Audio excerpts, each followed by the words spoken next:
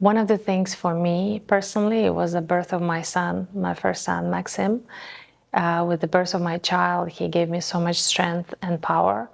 I literally felt that I was a goddess that could do anything. If I could give life to a human being, anything impossible in this world. And that gave me a huge confidence to act on my ideas and launch my first business, which I did within a couple of months after the birth of my child.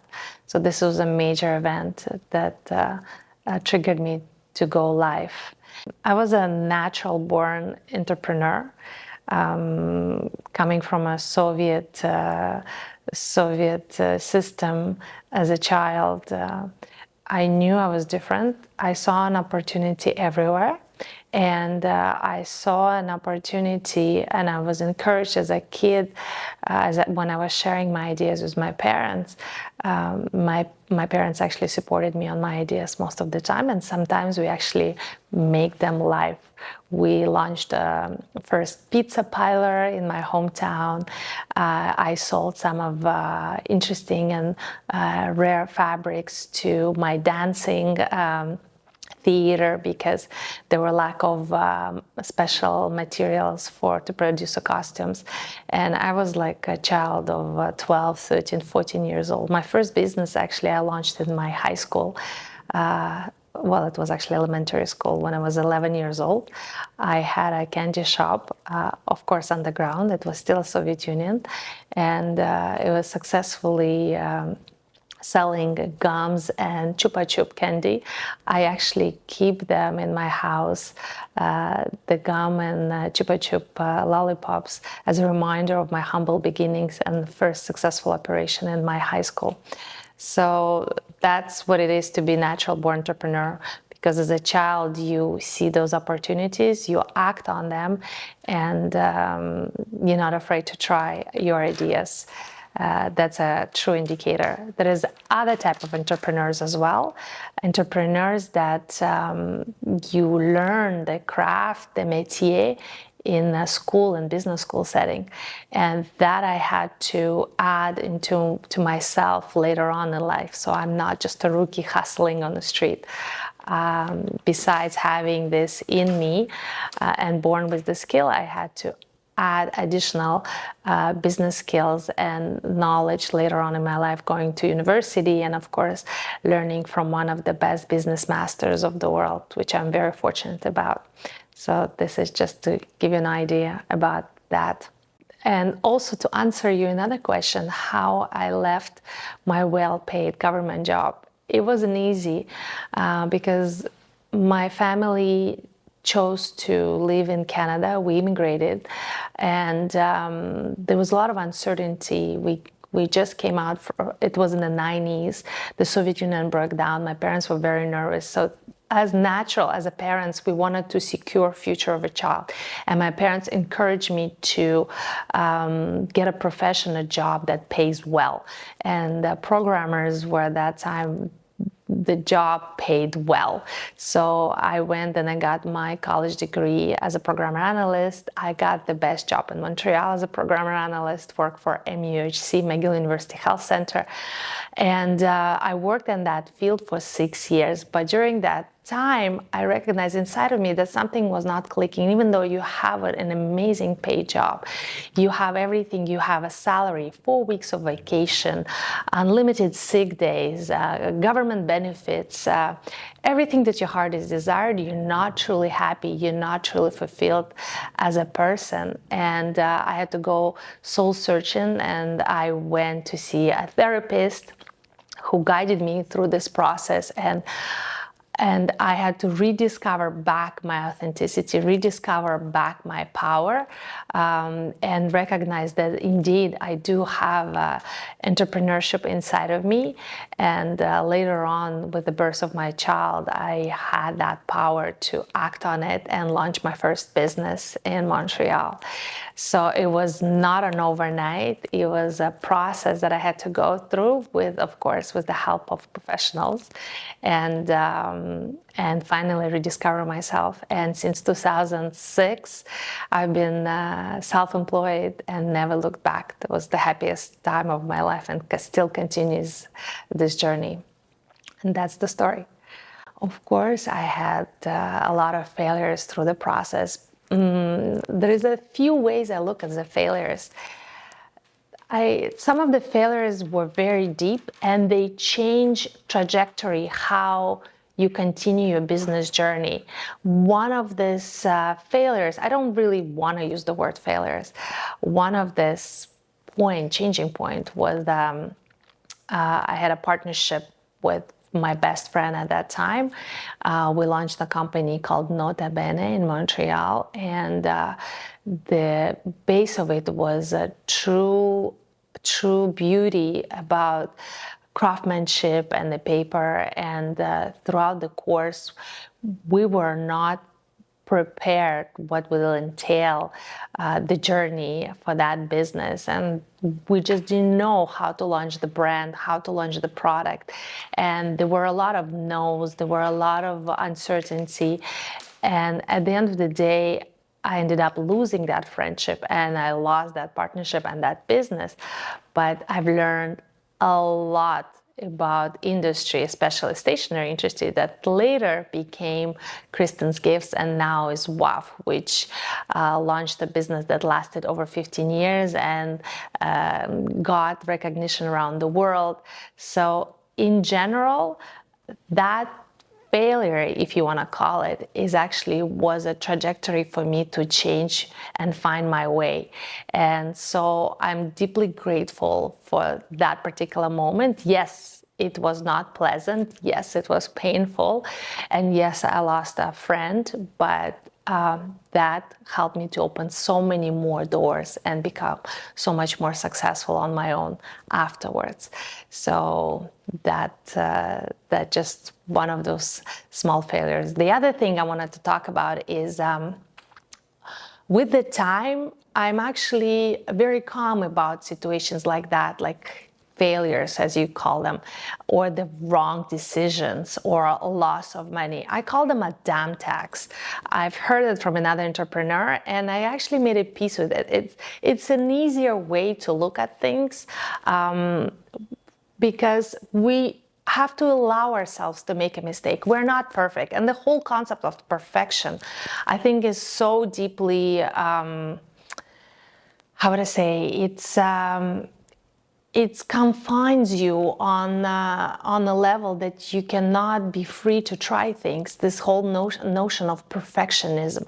So I'm trying to stay away as much as possible and try to be as authentic as I could be in my own way. But just to get back on the point is that dumb tax is a great way to let yourself not beat yourself so badly for those mistakes that you do throughout the journey.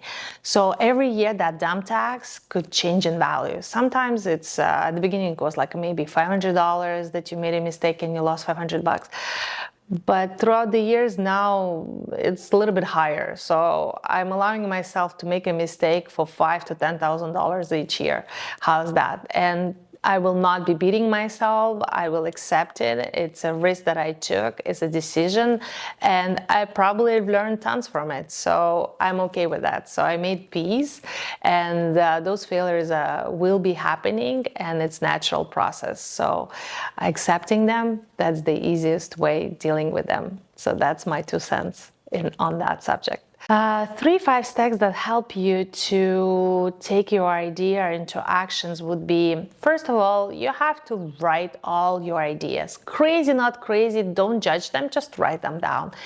Look at them. Then you have to analyze the skills and talent you have. And some of the skills and talents, you might carry them through your family tree.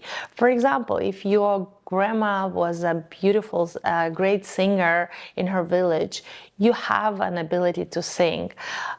So you should not discard those, and you should look carefully into your family tree and talents that you carry forward through that. The other thing that you should not discard is your professional experience. even though you do not like your job, even though you're not happy where you are, you acquired some skills, and those skills will be useful later on in your business journey. You have to write them down, you have to analyze and mark it down what you're really good at. Let's say you're very good at negotiation. This skill will be so useful in your business career, like down the road. It's very important to keep that in mind. So this is the step number one, the ideas. The step number two, listing all your talents. I call the talent view. And then you should put together analytical hat and kind of look together in that map and see the ideas that you have and the talents and the professional skills that you carry, what could truly support those ideas, and measure that like in a scale to 0 to 10 and say, where am I from 0 to 10 with my skills and talents could really, really be useful in ideas that I have.